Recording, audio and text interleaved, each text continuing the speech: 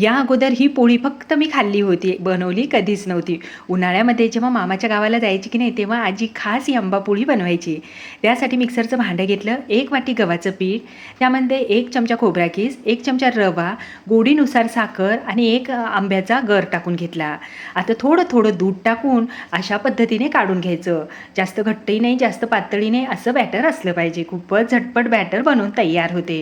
आता दोश्याचा तावा घेतला, लोखंडी ताव्यावर तूप लावून बनवले ना तरी खूप छान अशा पद्धतीने निघते. तर झाकण ठेवायचं आणि उलट-पुलट करून थोडं तूप टाकून दोन्ही बाजूनी भाजून घ्यायचं. पण मी यावर तूप टाकलं नाही, असंच हे भाजून घेतलेलं आहे.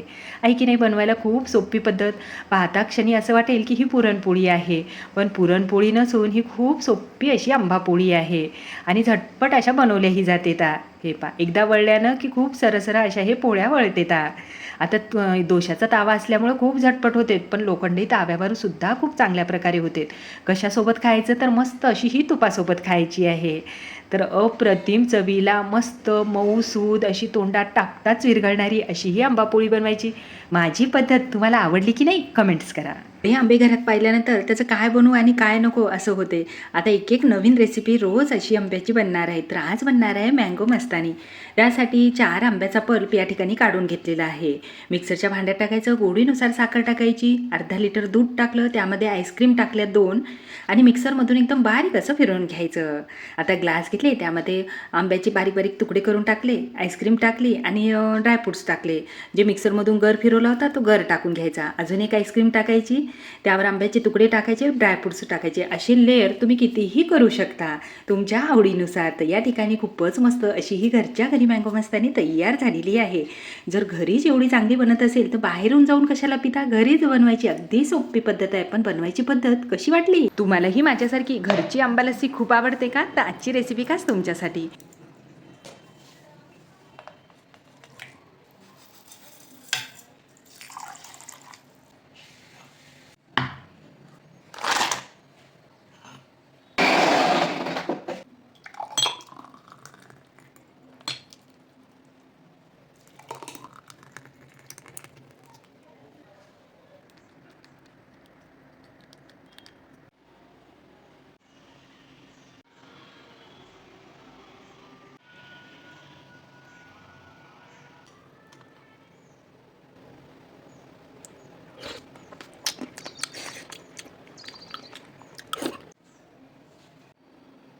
तुम्ही बनवली की नाही? बनवली नसेल तर लगेच बनवायला घ्या. इतकी जबरदस्त चवीची ही रेसिपी झालेली आहे.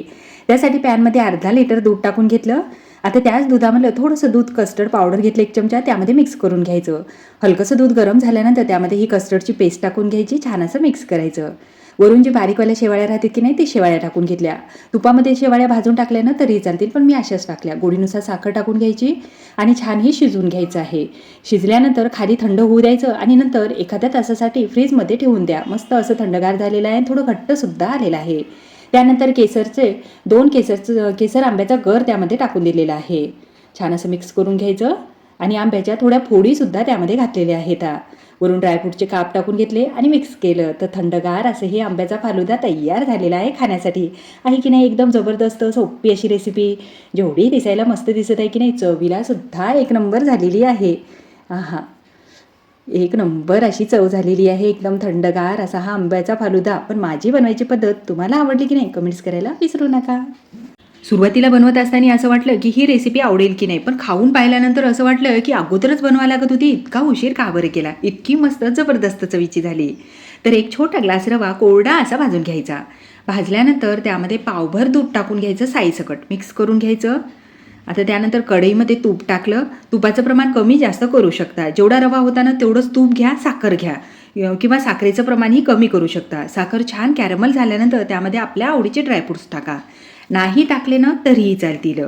आणि छान परतल्यानंतर दुधात भिजलेला रवा तो घालायचा आहे. छान असं मिक्स करून घ्यायचं. आता छान घट्ट होईपर्यंत त्याला मस्त बारीक ते मीडियम गॅसवर शिजवून घ्यायचं आहे.